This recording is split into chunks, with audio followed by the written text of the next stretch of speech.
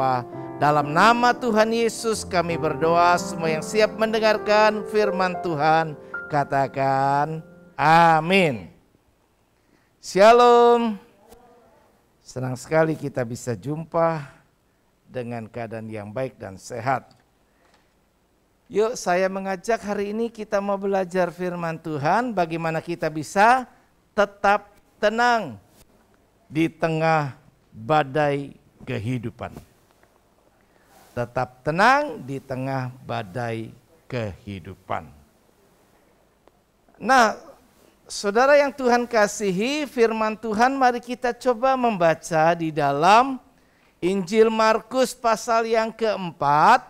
Kita akan membaca dari ayatnya yang ke-35 sampai 41. Markus pasalnya yang ke berapa tadi? 4 ayat 35 sampai 41.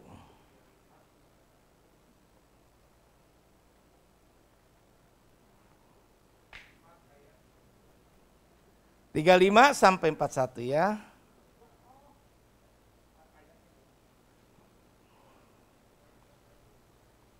Di situ ada judul perikopnya apa? Angin ribut diredakan. Kita baca ya sama-sama ya. Yuk. Di depan ada ditayangkan, yang bawa Alkitab buka Alkitab, baca di Alkitabnya. Ya, yang pakai gadget juga boleh, handphonenya, yuk kita baca. 2, 3. Pada hari itu, waktu hari sudah petang, Yesus berkata kepada mereka, marilah kita bertolak ke seberang. Mereka meninggalkan orang banyak itu lalu bertolak dan membawa Yesus beserta dengan mereka dalam perahu di mana Yesus telah duduk, dan perahu-perahu lain juga menyertai dia. Lalu mengamuklah taufan yang sangat dahsyat dan ombak menyembur masuk ke dalam perahu sehingga perahu itu mulai penuh dengan air. Pada waktu itu Yesus sedang tidur di buritan di sebuah tilam.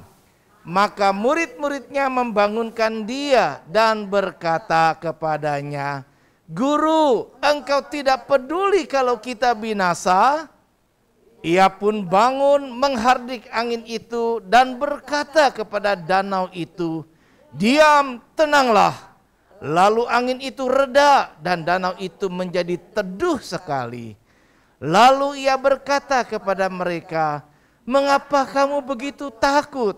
Mengapa kamu tidak percaya? Mereka menjadi sangat takut dan berkata seorang kepada yang lain, siapa gerangan orang ini sehingga angin dan danau pun taat kepadanya? Wah, cerita ini mengagumkan sekali. Sebab cerita ini menunjukkan kehebatan Tuhan Yesus. Sampai kita bisa lihat alam semesta pun tunduk kepadanya. Nah, ada satu kalimat dari orang yang sangat bijak dan terkenal. Menuliskan, saya baca begini. Kapal yang hanya berada di pantai memang akan selalu aman. Tetapi bukan untuk itu sebuah kapal dibuat. Perhatikan, kalau kapal itu ada di pantai, memang aman. Enggak kena badai, enggak kena ombak, enggak kena masalah. Tapi kapal dibuat bukan untuk ditaruh di pantai, betul ya? Tapi memang harus ada di tengah laut dan melakukan perjalanan. Kehidupan saya dan saudara tentunya juga sama. Kita dicipta Tuhan tentunya tidak hanya untuk berada di rumah, nggak ngapa-ngapain, diam kurung diri di kamar, kan? Maka tenanglah hidup ini, gitu kan? Kemudian ada orang yang datang, sediain makan, minum dan seterusnya. Maka tentunya tidaklah demikian, tapi kita dalam perjalanan kehidupan kita beraktivitas dan kita akan menghadapi banyak tantangan pergumulan kehidupan. Nah, dari cerita ini kita bisa lihat satu ketika Danau Galilea itu ya ada perbukitan-perbukitan di sekitarnya. Tentunya di waktu yang lalu badai tofan adalah hal yang biasa dihadapi oleh para nelayan. Jadi bukanlah hal yang baru. Tetapi pada waktu itu dalam cerita ini khusus diceritakan ada satu kisah yang menarik ketika tiba-tiba terjadi badai yang begitu dahsyat, ketika ombak yang begitu tinggi masuk ke dalam air dan mengancam nyawa setiap orang yang ada di dalam air. Tidak diceritakan karena di situ memang nggak cuma satu kapal atau satu perahu, tetapi kan dikatakan tadi ya kita baca ada beberapa perahu juga yang lain yang menyertai. Nah, perahu-perahu yang lain yang menyertai seperti apa keadaannya? Udah pasti kalau yang satu diceritakan di mana Yesus ada, itu perahu itu mengalami, kan perahu-perahu lain yang sama-sama di situasi yang sama juga pasti mengalami, bukan? Nah, coba bayangkan ketika ada yang kemudian ada perahu yang bersama dengan Yesus, ada perahu yang tidak ada dengan Yesus dan menghadapi masalah. Begitu ya. Namun kita bisa lihat cerita ini lebih menyorot ketika Yesus ada di situ. Nah, dalam perjalanan kehidupan kita, ibu-ibu tentunya dan juga setiap kita laki-laki siapapun juga nggak kenal jenis kelamin, pasti punya badai kehidupan kita masing-masing. Kita punya pergumulan hidup. Kadang-kadang hidup kita enak, tenang, biasa, semuanya berjalan mulus. Tapi ada kalanya bisa menghadapi keadaan yang tiba-tiba dan sangat tidak menyenangkan. Kalau kita lihat di sini memang sekarang ini kalau dibilang kalau saya Pak Daniel tiba-tiba jatuh dan kemudian menyaksikan, saya waktu lihat fotonya ngeri juga ya. Itu kok kenapa dengkulnya bisa nekuk ke dalam? Saya berpikir apa lecet enggak ya? Saya pikir itu nganga gitu ya, karena kan udah nekuk begitu. Loh, kayak nganga begitu terbuka luka gitu kan, luka nganga. Tapi ternyata memang gak ada luka ya, puji Tuhan sih. Diizinkan Tuhan terjadi, tapi akhirnya kan kadang-kadang spekulasi kalau bilang, apalagi kan Pak Daniel juga udah punya umur, saya kira Pak Daniel umurnya lebih besar daripada saya. Iya kan, ya udah lebih besar lah, dia lebih duluan lahirnya daripada saya toh. Nah, kalau orang yang sudah berumurnya lebih, kalau udah mulai pakai operasi-operasi gini, kan ada juga kan yang gambling ya, ada operasi berhasil jadi baik, ada yang malah jadi kagak bisa jalan kan. Kan itu kadang-kadang kita suka mikir gitu, waduh ini kalau dibawa ke dokter kan saya pernah kasih arahan ya. Jadi seperti apa kita lihat gitu ya. Nah, masalahnya kalau memang di tempat saya waktu saya berobat di Sinsei kan memang saya lihat banyak orang bermasalah tentang kaki pun biasanya bisa diatasi dan mereka bisa jalan. Jadi saya pikir kalau saya coba chatting dengan Sinsei yang saya berobat, ini kayak begini gimana? Tapi dia bilang ini mah tetap harus difoto dulu, retak nggak bisa kita main urut dulu. Sebab saya pikir kalau ini dibawa ke rumah sakit, ya biasa pasti operasi ini mah. Udah tahu saya udah pasti operasi. Cuma operasi ini kan saya cuma ingatnya kan, ada orang-orang yang tadinya bisa jalan sebelum operasi, begitu udah operasi jadi kagak bisa jalan. Begitu kan? Ya, kita kan jadi kadang-kadang berpikir lebih panjang begitu. Tapi intinya ya harus difoto, harus dirongsen untuk melihat retak apa enggak atau patah atau enggak. Ya pada akhirnya kan bisa diatasi. Ya. Tapi yang membedakan, kalau di dalam kehidupan orang percaya dengan orang yang tidak percaya di dalam menghadapi berbagai persoalan yang tiba-tiba terjadi dalam hidupnya, maka satu hal yang saya belajar dari kisah ini adalah Dikatakan di Alkitab di situ dituliskan di ayatnya yang ke-36 kan bahwa mereka meninggalkan orang banyak itu karena Yesus berkata, mari kita bertolak ke seberang. Yesus mengajak, maksud Yesus udah capek pelayanan, mengajak murid-murid barangkali mau menuju ke Gerasa, tapi ternyata kan perjalanan Yesus selama kehidupannya dan apapun juga yang dia kerjakan bersama juga dengan muridnya, itu nggak pernah bisa beristirahat, selalu menjumpai orang-orang yang harus dilayani dan sangat-sangat melelahkan. Jadi kalau satu ketika Yesus dapat kesempatan duduk pada waktu itu dan Yesus akhirnya juga tertidur, ya, ataupun dia tidur, ada bagian ayat lain Markus tidak menuliskan dia tertidur, Lukas menulisnya sebagai tertidur, di Matius kalau kita baca kisah ini juga tertidur begitu kan. Jadi artinya mungkin Yesus waktu duduk ngaso, dia pengen istirahat, ya angin sepoi-sepoi ya kan, karena lelah, wajarlah orang bisa ngantuk tidur ya. Gitu. Tapi bedanya gini, di ayat 36 ini dituliskan gini, saya baca, mereka meninggalkan orang banyak itu lalu bertolak dan membawa siapa? Yesus beserta dengan mereka dalam perahu di mana Yesus telah duduk dan perahu-perahu lain juga menyertai dia.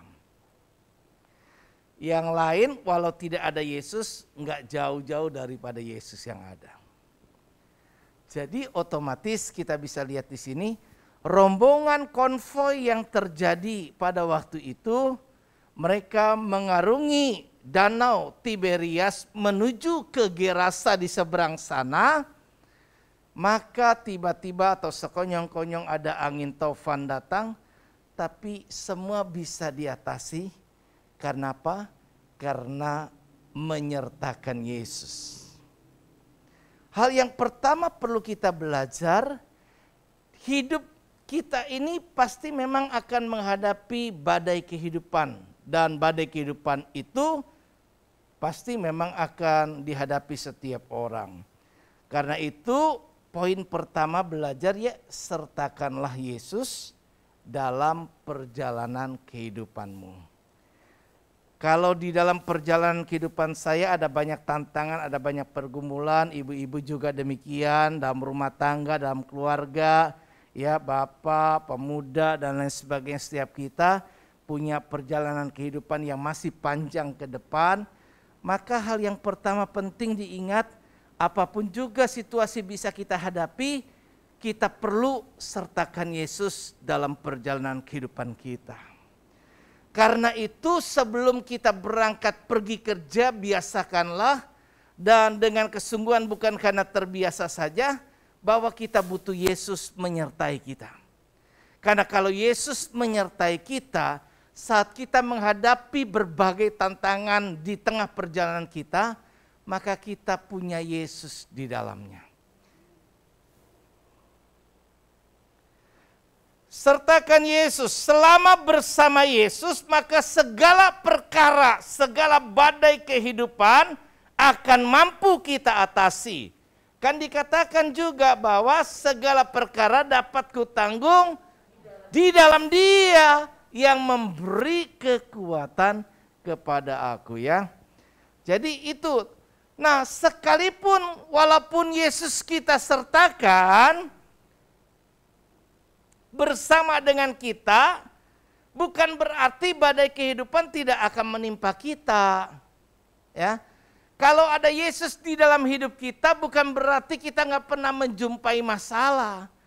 Tetapi masalah bisa diizinkan Tuhan, masalah bisa menjadi ujian, menjadi satu batu loncatan buat kita naik kelas, naik level, naik tingkat.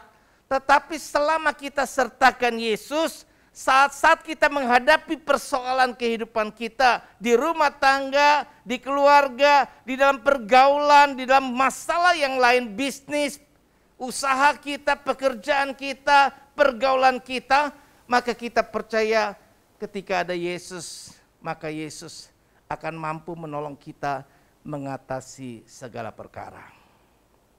Itu yang pertama. kita paham bahwa persoalan bisa datang sewaktu-waktu. Mungkin di saat-saat kita nggak siap. Mungkin di saat-saat tiba-tiba kita sudah senang-senang, nyaman-nyaman. Tiba-tiba persoalan tiba-tiba menjadi warna dalam kehidupan kita, muncul tiba-tiba. Kita dalam keadaan yang nggak siap. Kita lihat sebenarnya di situ, pasti tidak ditulis di Alkitab. Kan mereka membawa serta murid-murid, dan selama ini memang semua murid-murid menyertai. Berarti di situ juga ada orang-orang yang sudah terbiasa di laut. Ada siapa yang terbiasa di laut? Ada Simon Petrus, ada Andreas, ada siapa? Ada Yohanes, ada Yakobus. Mereka ini nelayan-nelayan, mereka ini orang-orang yang biasa menghadapi situasi seperti ini. Tapi kita bisa lihat bahwa sekalipun mereka sudah terbiasa menghadapi kondisi seperti itu, bukan berarti semuanya gampang, gak perlu lagi Yesus. Ya sudahlah, itu mah biasa buat saya, enggak begitu. Tapi sekalipun ada persoalan-persoalan, pengalaman kita udah tingkat tinggi, banyak asam garam kita alami, usia kita sudah sekian lama, kita hadapi banyak hal. Tapi bukan berarti hidup kita gak pernah butuh Yesus. Jadi kita tetap butuh Yesus, siapapun dia, tua, muda, besar, kecil. Karena kita percaya ketika jalan serta Yesus, maka kita akan bisa melihat ada perkara-perkara besar yang Tuhan bisa kerjakan di dalam hidup kita. Jalan serta Yesus, jalan sertanya setiap hari. Jalan serta Yesus, serta Yesus selamanya.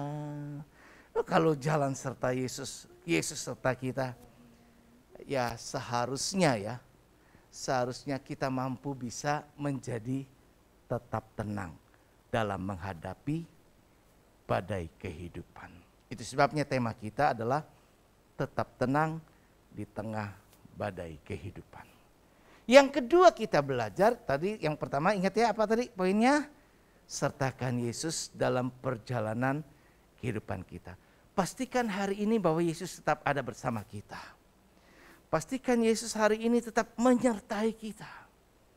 Dan kalau ada Yesus, masalah-masalah apapun dapat kita atasi. Yang kedua, yuk dari cerita ini mari Yesus pada waktu terjadi masalah itu, murid-murid terjadi masalah itu, kalau kita seperti itu, coba bayangkan situasi ya. Kalau kita udah ada dalam perahu, mungkin kita lagi liburan, ya kan? Kita naik seperti itu, barangkali kalau yang ke Ancol, lagi jalan-jalan naik perahu ya di tengah laut, begitu tiba-tiba ada angin kencang, taufan, kemudian ombak tinggi tiba-tiba melanda, wah tsunami nih jangan-jangan begitu kan ya. Nah apalagi ombaknya udah mulai masuk ke dalam perahu. Biar kata orang hebat sekalipun, pasti juga mungkin ya yang hebat sih masih bisa sedikit mengatasi masalah. Tapi makin lama makin banyak itu air, wah ini mah bakal celaka. Kemudian apa reaksi yang terjadi? Takut ya, khawatir ya, bisa juga panik. Pastilah hal-hal yang seperti itu. Kalau kita tiba-tiba juga menghadapi masalah-masalah lain, pikiran kita bisa berkembang. Waduh yang kayak begini nih, waduh jangan-jangan mati nih, ya kan? Kalau tadi dibilang apa tadi? Jangan ngomong apa tuh, ya kan? Wah, remuk nih, hancur nih ya kan. Kita udah pikirnya berkembang kan macam-macam. Waduh, kan kayak begini kan. Memang kadang-kadang kita bisa mengucap kalimat-kalimat yang negatif ya. Kita terbiasa sih seperti itu. Kalau kita lagi menghadapi masalah, memang kadang-kadang kita suka ngomong-ngomong yang negatif. Padahal perkataan ini adalah kuasa. Perkataan di mulut kita ini mencipta. Jadi Tuhan menciptakan langit dan bumi ini dengan mulutnya. Dia berfirman, jadilah, jadilah, jadilah ya. Memang perlu berhati-hati, tapi saya tidak dalam konteks hari ini berbicara tentang menggunakan mulut kita. Tetapi saya mau ajar bahwa mari kita lihat situasi seperti ini. Memang kadang walaupun Yesus sudah kita sertakan di dalam hidup kita, kadang kita cuma menyertakan Yesus walau kita sudah berdoa, walau kita yakin bahwa Tuhan ada sama kita. Tapi seringkali yang terjadi dan masih terjadi adalah kita belum belajar mempercayakan hidup. Menyerahkan. Waktu kita sertakan Yesus, kita undang, kita ajak, Yesus ikut aku yuk, Yesus ayo sama-sama aku yuk. Atau aku ikut Yesus yuk, sama-sama ikut dia. Tapi kita enggak menyerahkan serah terima nih. Nih aku serahkan, ini aku serahkan Yesus nih aku ya. Tapi aku adalah aku, Yesus adalah Yesus. Jadi yang tetap mau melangkah begini, makanya kadang-kadang dalam perjalanan kan ada aja ya yang udah jalan di depan, udah jauh, yang satu lagi di belakang kan. Kenapa? Dia lagi belanja, ngelihat ada pakaian menarik, dia mampir dulu di situ kan gitu loh. Jadi kan tetap Yesus, dia juga di jalan sendiri gitu loh. Nah ini bisa aja terjadi dalam hidup kita ya seperti itu. Kita sih doa-doa, kita sih seperti apa kayak apa. Tapi belum tentu loh benar-benar kita mau nyerahkan. Tiap kali ada tiap langkahku diatur oleh Tuhan enggak gitu loh. Ya, Tuhan kita biarkan enggak mengatur hidup kita dan segalanya. Tapi kan seringkali kita juga yang ngatur. Yesus sih ya Yesus, doa sih doa. Tapi kita juga yang ambil keputusan. Di sini saya belajar bahwa kenapa Yesus berkata kepada murid-muridnya, mengapa kamu takut? Mengapa kamu tidak apa? Tidak percaya. Kenapa lu gak percaya? Kan gua ada. Dia ngomongnya apa sama Yesus? Dia sih sibuk ya. Waduh, kita repot nih, bakal mati nih kita nih. Dia yang ahli bilang, turunin layar. Buang beban supaya kita gak berat tenggelam. Ada banyak orang mungkin sibuk dan berupaya melakukan apa yang dia bisa. Terus di tengah-tengah kayak gitu ngelihat Yesus di belakang buritan, dia ngorok. Waduh, dongkol kan kesel. Wah kita capek-capek, kita berjuang kayak gini. Yesus tidak peduli nih. Maka dia rame-rame datang demo sama Yesus. Yesus atau guru, tidakkah engkau peduli? Lu enak-enak tidur, kok bisa? Tidakkah engkau peduli? Kita binasa. Kita ngadapi situasi kayak gini. Ini kadang kita bisa lihat ya. Itu ayatnya yang keberapa? Ayat yang ke-38 tuh. Ya. Jadi di situ kita mari belajar percayakan hidup kepada Yesus. Yesus itu pasti peduli atas kesulitan, atas pergumulan hidup yang kita hadapi. Tapi murid-murid karena dia tidak mempercayakan hidup, Yesus menilai engkau sebenarnya belum percaya aku. Engkau ajak aku, engkau bawa aku, engkau sertakan aku, engkau berdoa minta pimpinan aku, tapi engkau enggak mempercayakannya aku yang mengatur. Aku yang memimpin, aku yang mengambil alih hidupmu. Engkau enggak yakin kalau ada aku semuanya tenang. Engkau tidak bakal binasa, engkau tidak akan dibuat sampai, kalau dibilang kata iblis aja percaya. Disuruh apa Yesus? Dibawa ke bumbungan paling tinggi, iblis bilang apa? Jatuhkanlah dirimu. Kenapa?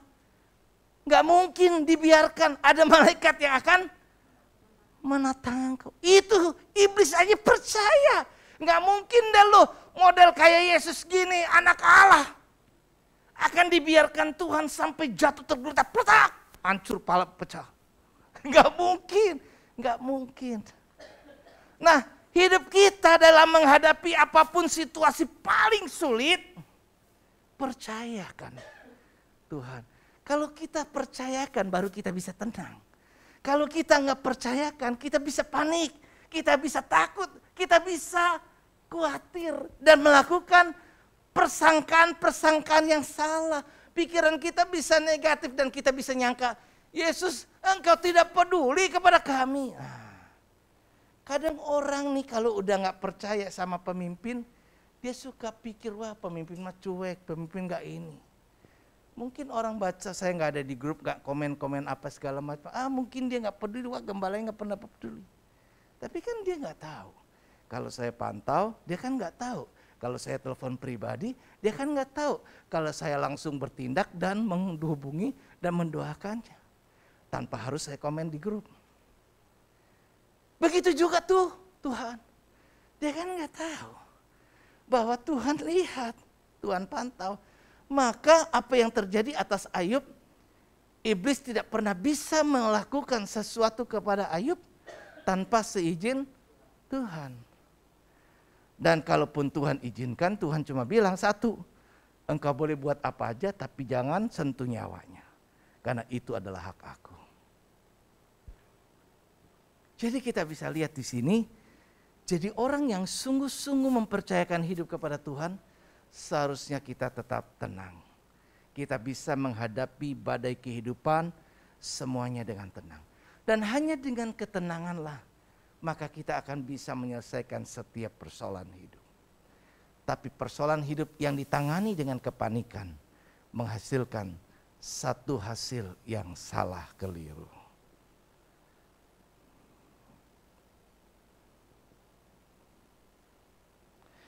Orang-orang yang benar-benar mempercayakan hidup kepada Yesus akan terbukti hidupnya terus berjalan dalam ketenangan. Tidak perlu bereaksi negatif. Ini direkam ya. Saya menghadapi beberapa hari terakhir orang-orang yang menunjukkan keangkuhan.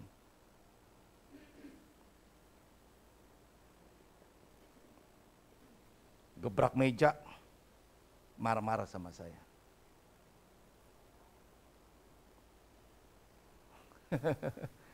Ada orang yang bertanya, mempersoalkan apa yang saya komen dalam satu grup. Saya hadapi semua dengan sikap dingin, dengan kedewasaan, dengan tenang. Saya ingat sebelum kejadian saya alami, ada teman saya mengalami yang hal serupa. Sehingga terjadi perkelahian. Dia tonjok mukanya sampai akhirnya diadukan ke polisi. Saya tidak melakukan hal yang seperti itu. Saya hadapi dengan dingin, saya hadapi dengan tenang, saya berikan jawaban-jawaban yang membuatnya bungkam dan tidak bisa menjawab lagi. Dan biasa kalau orang malu mengalihkan masalah ke hal yang lain. Ibaratnya saya berkata, kalau ada orang yang melakukan kejahatan, buat kebaikan kata Alkitab, itu ibarat kita taruh bara di atas kepala. Kalahkan kejahatan dengan kebaikan. Jangan lakukan apa yang engkau tidak ingin orang lakukan kepadamu. Kalau engkau tidak suka dia melakukan begitu, jangan kita ikut-ikutan melakukannya.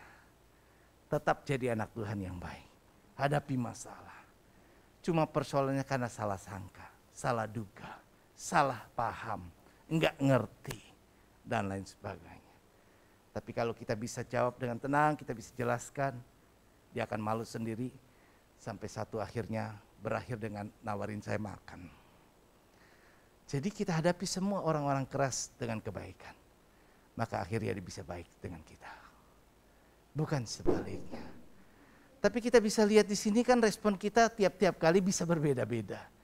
Sebabnya saya mengajar kepada setiap kita, tetap jadilah jemaat, tetaplah jadi anak Tuhan yang baik bukan karena orang baik pada kita, bukan karena lingkungan sekitar kita memudahkan kita menjadi baik, tetapi karena memang kita ini benar-benar orang baik. Yang terakhir bahwa kita belajar di sini bahwa firman Tuhan di ayatnya yang ke-41 kan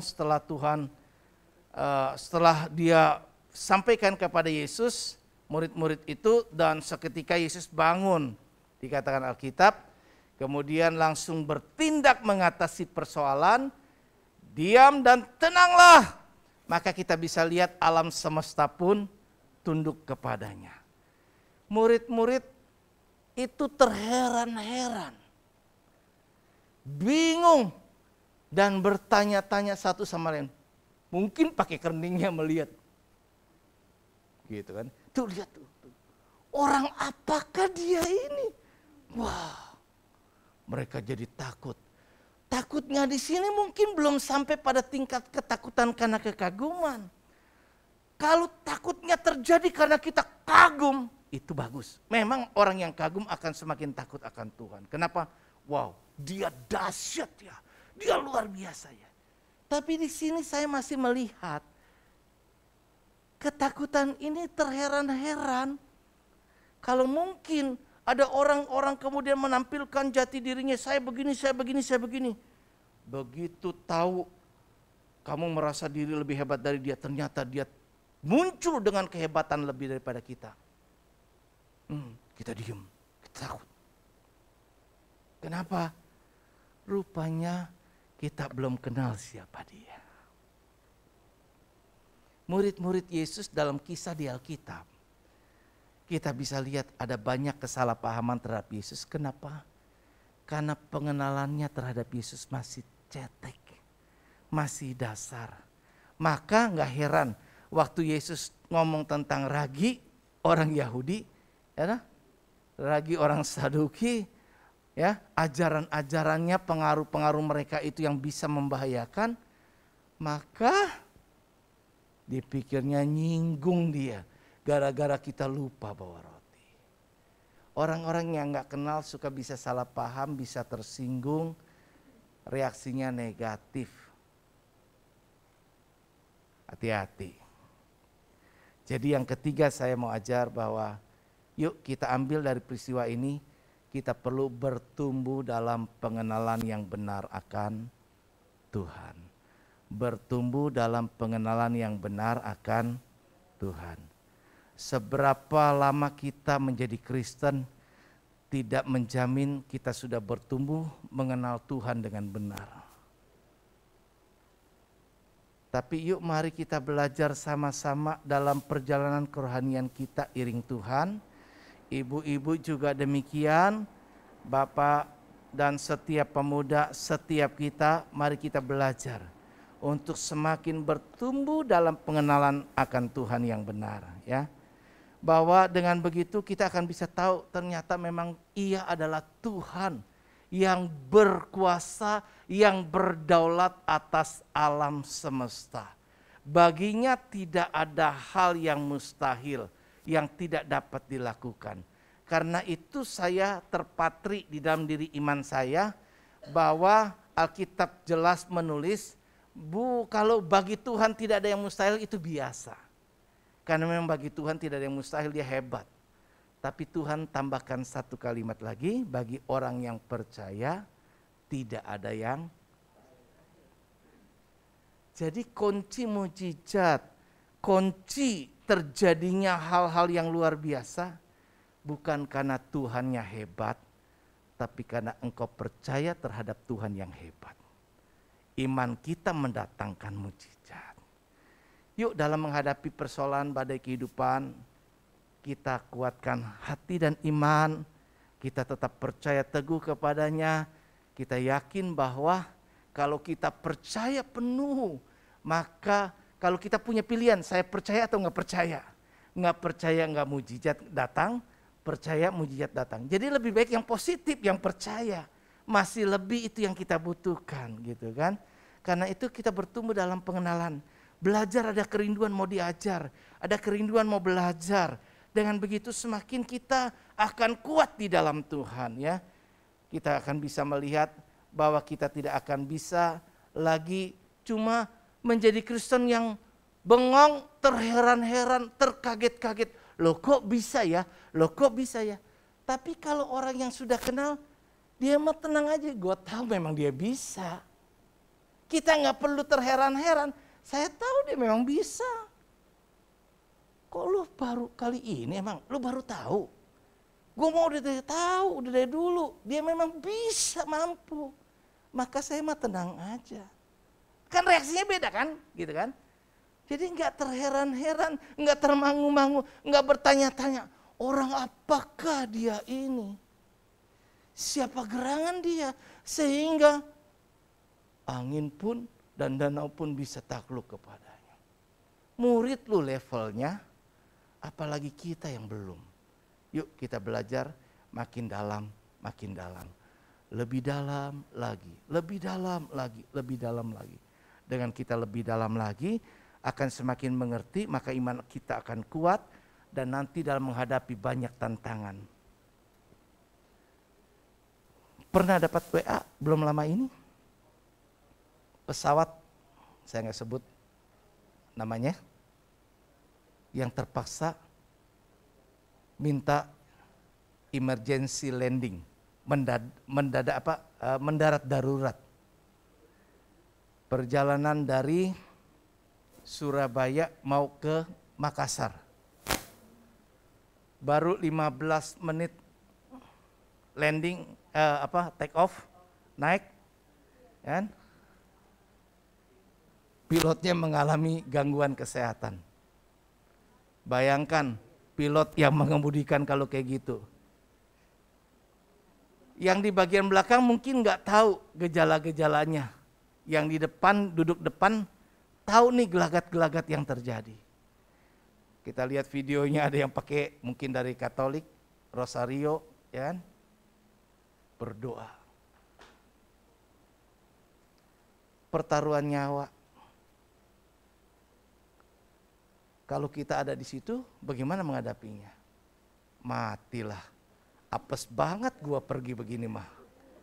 Kan kadang-kadang kan bisa aja kayak gitu. Tapi ya puji Tuhan, Tuhan baik selalu. Kan?